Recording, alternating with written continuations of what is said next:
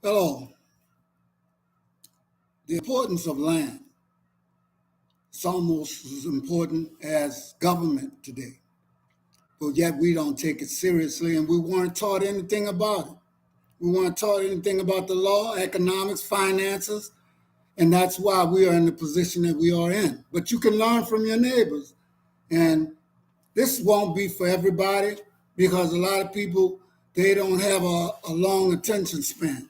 But this is for people that want to learn and are willing to hear why it's so important that we take a look at Africa. Okay, a lot of y'all don't want to be called Africans and everything else, but if you look real close, you'll see that some of their problems are our problems.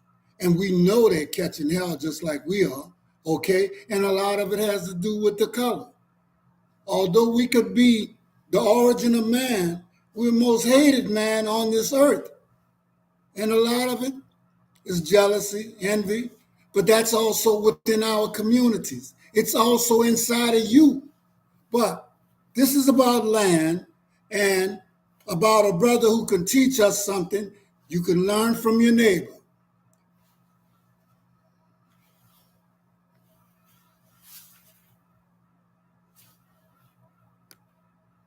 Around this thing until the cows come home. The Namibian government, through the SWAPO Liberation Organization, need once and for all to look at land as the real ministry, and all other ministries can wait. Even energy is founded on land. Without land, how can you harvest solar? How can you harvest oil? How can you harvest water to generate the power that you're talking about? So land is critical. Hear me as I'm looking for a landing strip, ladies and gentlemen. When we have these ideas, we are going to be spending 500 million. Congratulations, Honorable Minister. $500 million going towards agriculture. Oh, put your hands together. Oh, wow.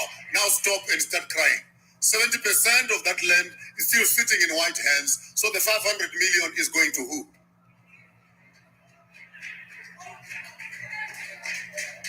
Where is it going?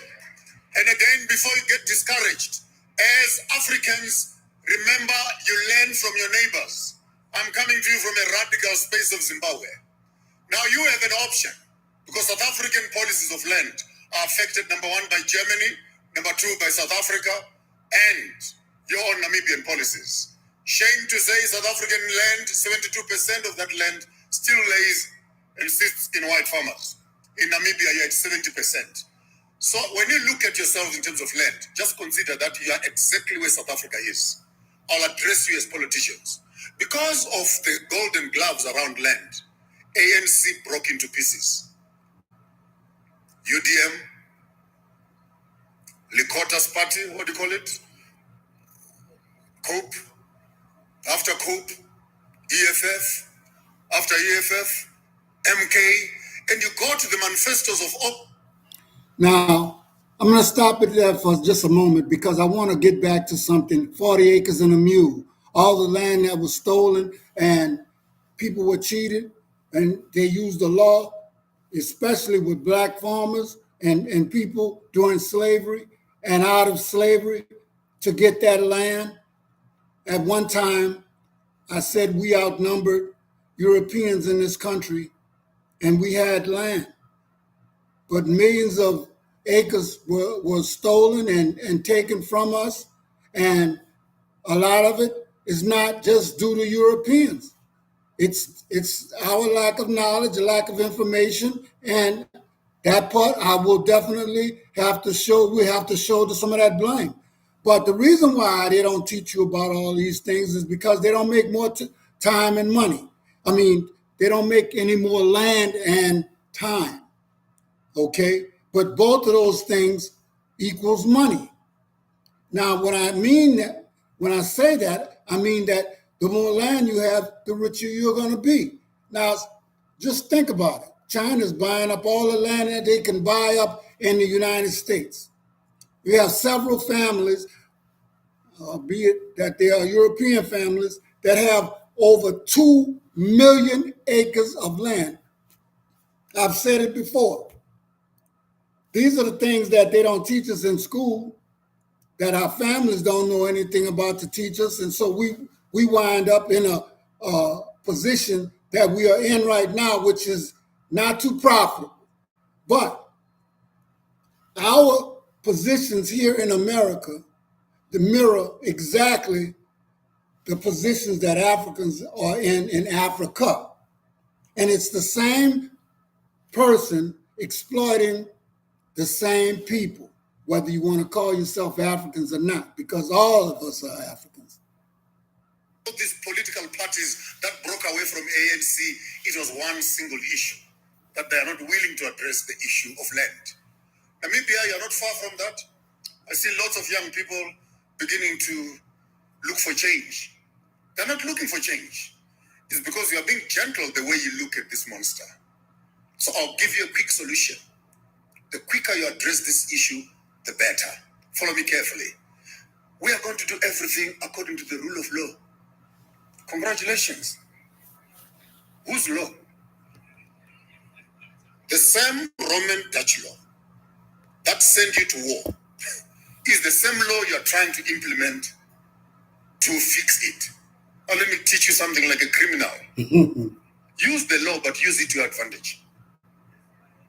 This is how you do it. I'm telling you a strategy like a serious criminal. You agree that we're going to buy all the land from you, but we're going to pay you only to the developments that we have done. But we're going to deduct the destructions that we have done. And we'll give you the change. I mean, that makes sense. We agree. So you found our land virgin. It was clean. It was productive. You have worked on it for 50, 60 years. You've put fertilizers. You've polluted the rivers. You've what. The quality of the land that you found vis-a-vis the quality of the land that we are now buying cannot be at the same price. So we agree to the 3 million purchase of your farm. We deduct siltations, salting of the land, destruction of nature, and etc. And we give you the change. And then we can decide how much can we pay you for what you destroyed. I mean, if they use the law, because for me it's clear, if you take away the law, the land without law, how can we use law to take it back? It was taken without law. In our own way in Zimbabwe, we would take it back without law. That's fair. Unless there were treaties that were signed for you to take it by law. What am I talking about? When it comes to the issues of land, Zimbabwe, we took a radical land reform program. Follow very carefully. We got tired 25 years of being lied to by the British government. We are going to, when they were using our land as a retirement package for their soldiers from the British Army. And they lied for 25 years, hoping that in 25 years, Mugabe will be gone. They were disappointed. The man was still alive and he was there. And the promises they'd given him were not fulfilled. So it became a mess. The soldier said, if you don't give us land now, you and Britain are all going out. Mugabe to make the U-turn in his policies and look at Tony Blair and says, Tony Blair, you can keep your Britain, I'll keep my Zimbabwe. But that was under emergency. They grabbed the land. I'm being very frank, very frank. They grabbed the land. Unfortunately, our brothers, being our brothers, they distributed the land amongst themselves. It trickled a little bit to the bottom, but the rest of them, the generals and the army, some grabbed more than they could need. And up to now, chased the white people out of the economy, and our food basket went down. Our economy went down. Sanctions followed us. And for the rest of this generation, you have known Zimbabwe as a junk state. I have to enter right here because we want to blame somebody else sometime for our misfortune. But he just got through talking about them getting the land back from England and then the land being distributed amongst a couple of high-ranking officials or military guys, and the people, hardly any land trickled down to them. So this is where we have to look at people in our community who are destroying our community just as much as any European is, okay? And we have to treat them as such, okay? It's just like I look at sometimes, and excuse me, y'all get mad, but I look at people that are supposed to be so religious, but they take the money from their flock, okay? and they try to exact every penny that they can. And then they live in these lavish houses and drive these lavish cars and fly these lavish planes and talk about giving you the word of God. God don't need no money. You see? And one of the things is you don't need somebody to interpret God's word because it's supposed to already be in you. So what are you going to somebody else to explain something that your spirit's supposed to explain to you anyway? Getting off track. We have to be very careful about the people that we trust in our community. We can't trust people that look like us, and we definitely can't trust people that don't look like us. Okay? So you ask yourself, who can you trust? Your spirit will tell you. Because of that. Now, you are Namibia, you're smart. Slightly smarter than us. So I'll give you a 5-year to a 10-year plan.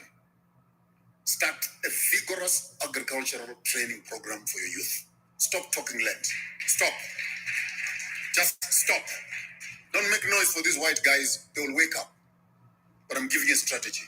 For the next 5 to 10 years, start developing serious commercial farmers who understand the agro business, from soil to plants to animal husbandry to what, who understand it fully. Then take the communal land that is now available, experiment with them, teach them, let them know how to do the food security business. Remember, guys, the guy who feeds you controls your mouth. You can't talk too much. If you are borrowing food from me, and remember, food is now being used as a weapon. So they will control your food as they did in other countries and as they are still doing now. So have an educational program first. So it starts off with your educational system. Develop agricultural institutions as SWAPO, vigorous ones. Then slowly, when they graduate, these kids, start putting them on the farms. 5 years from now, 10 years from now, your first graduates, you can begin to approach critical farmers and purchase those farms. Because chasing them away without a long-term plan, you may have to follow the path which Zimbabwe did. The Zimbabwe model is perfect, except that it was rapid and it did not meet up with a properly planned educational system that will be able to protect the stomachs of the people. But while I'm saying that, our stomachs are captured and they are colonized. We need to liberate ourselves from our forks and knives. Because poor agriculture gives us poor health. And poor health feeds into our health system. And all these GMO foods we're talking about in terms of land, we need to liberate ourselves and start going back to organic farming. Indigenous seeds, small seeds. Our parents did not have water shipped around where. We need more trucks to carry water. They were staying where they were staying and they had access to water. But when you moved them away from where they were, now you need to move water to where they are, which is not practical. So we need to start looking at vigorous ways of violently, vigorously transforming this mindset, particularly as a ruling party. And SWAPO, hear me well. Stop acting like an opposition party. You are a ruling party. You are not an opposition party. Set the agenda items loud and clear, and let the rest of the nation follow your agenda as a nation and a ruling party. You don't have to constantly apologize and saying things to correct things. You are the leaders. So map the path, and the rest of the political parties and these ones who are backing on the side, they will follow your lead as you are the leaders yourselves. In conclusion, let me sit down, otherwise I'll talk until the cows come home. You need to, again, lastly, to benchmark your land reform strategy and go to China, learn from China. No one owns land in China. The government owns land, we give you lease agreements. When you die and the lease expires, the land flows back to the owners, who is the state. Tanzania, Britain, you can own a little bit of what the Queen does not want, but the rest of it belongs to the crown. And if you don't like Britain, you can lift your house and go. The land remains as as a property of the Queen. What is above your house belongs to us. What is underneath your house belongs to us. You only own what is on top of the house, which is basical. That is Britain. You visit UEA, Dubai, the king owns the land, mine and etc. We belong. So, guys, this whole thing of democracy is a smoke screen of lies. Because even in countries where they are claiming democracy, they are enjoying more freedom in Africa than we can enjoy in their own country.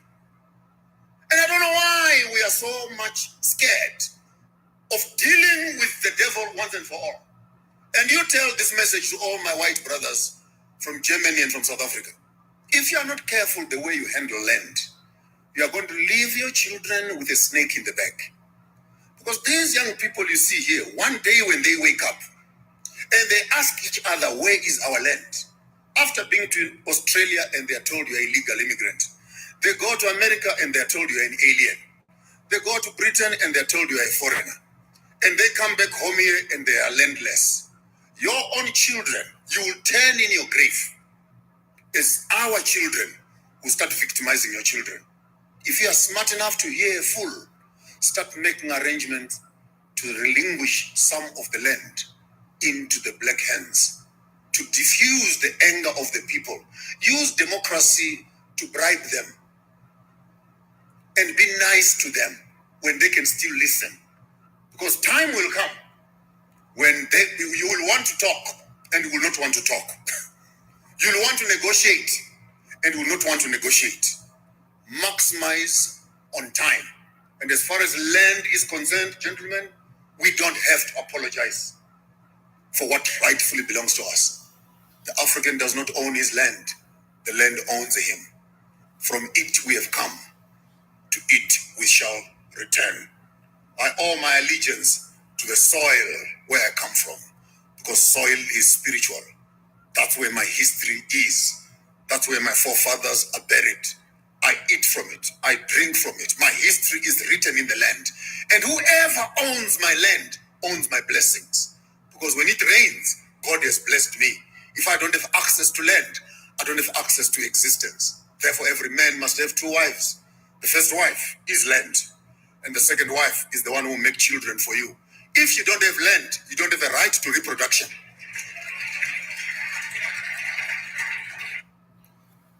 So be it.